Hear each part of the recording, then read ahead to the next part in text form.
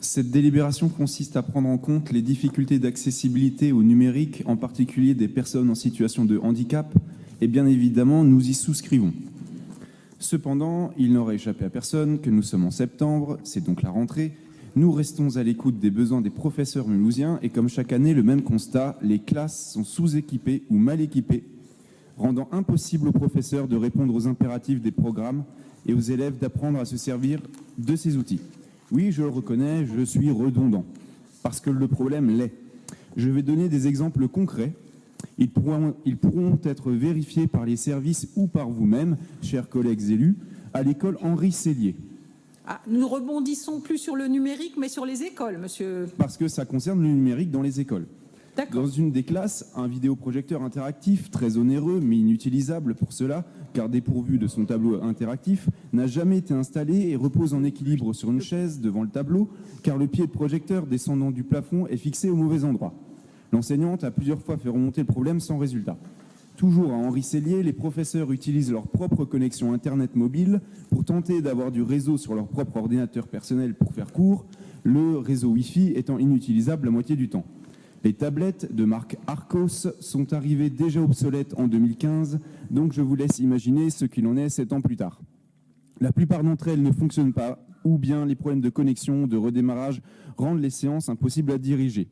La classe citée précédemment n'en a par exemple que 6 sur 14 qui démarrent suite à l'intervention justement de quelqu'un de la municipalité qui est passé pour les entretenir. À cause de problèmes d'autorisation administrateur, les professeurs ne peuvent pas non plus installer les applications dont ils auraient besoin. Enfin, il n'y a pas de clavier externe sur ces tablettes, ni de souris. Dans ces conditions, comment donc voulez-vous que les élèves apprennent à se servir d'un clavier, d'une souris et d'un logiciel de traitement de texte avant leur rentrée en 6e, comme cela est demandé par les programmes ? Bref, depuis maintenant plusieurs années, la stratégie de la ville, qui a consisté à remplacer les ordinateurs par des jeux de tablettes inutilisables et parfaitement incompatibles avec les nécessités du programme scolaire, est un échec. Nous réclamons encore une fois du matériel informatique adapté aux besoins des enseignants et des élèves, notamment de CM2. Vous avez la responsabilité des équipements des écoles.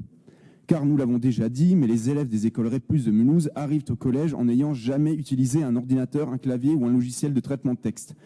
Demandez à n'importe quel professeur dans les REP+ de Mulhouse, ils vous le diront. Or, comme vous le savez, les tests d'entrée en 6e en mathématiques et français se font sur ordinateur.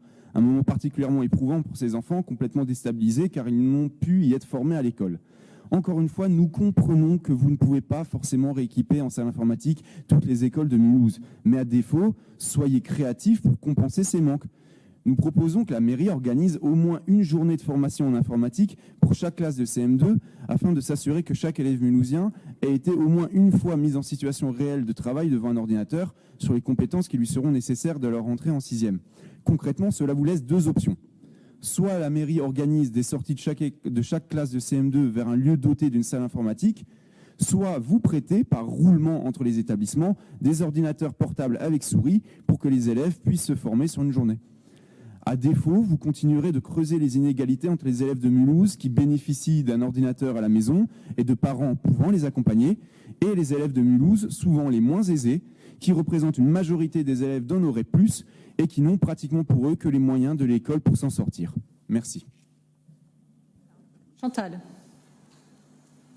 Il est 21h, mais j'ai l'impression qu'on ne fait pas partie du même monde et qu'on n'appartient pas à la même ville, on n'est pas élus dans la même ville. Juste un petit rappel, hein. On a déjà discuté de cette thématique-là. Je vous ai reçu, Monsieur Fleck, ainsi que Madame El Hadji dans mon bureau, où nous avons aussi abordé cette thématique. Vous avez parlé ce soir d'une école, l'école Sellier, où la représentante de la ville, qui est ma collègue Claudine Da Silva, n'a jamais été interpellée ni par la directrice, ni par aucun enseignant lors des différents conseils d'école. Et je le rappelle, on a 63 écoles, vous en avez parlé d'une. En 2 mots, pour ne pas être trop longue, nous avons sur Mulhouse un plan numérique doté de 500 000 €, donc on ne peut pas dire que la ville ne fait rien. Nous avons, au niveau de la ville de Mulhouse, mis en place à la fois un copil numérique et un groupe de travail numérique dans lequel il y a l'éducation nationale, et pas n'importe qui, puisque le dernier copil numérique, il y avait M. Inz, qui est quand même le chargé de mission du numérique dans le 1er degré au niveau de l'académie. Les matériels qui sont dans les écoles ont été choisis en lien avec l'éducation nationale, tous. Ils correspondent aux attentes des enseignants. Après, s'il y a des problèmes techniques, comme vous évoquez, par rapport à des tests que devraient passer les enfants de CM2 et la formation, je m'excuse, mais enfin, la formation ne relève pas de notre fait, mais relève bien de l'éducation nationale. En tous les cas, les problèmes que vous remontez d'une manière très régulière au niveau du conseil municipal, jamais ne nous remontent ni au niveau du COPIL plan numérique, ni au niveau du groupe de travail numérique, dans lequel bon nombre de directeurs sont présents. Et je n'invente pas les noms, je tiens à votre disposition les comptes rendus de ces différents comités de pilotage et les participants qui y sont.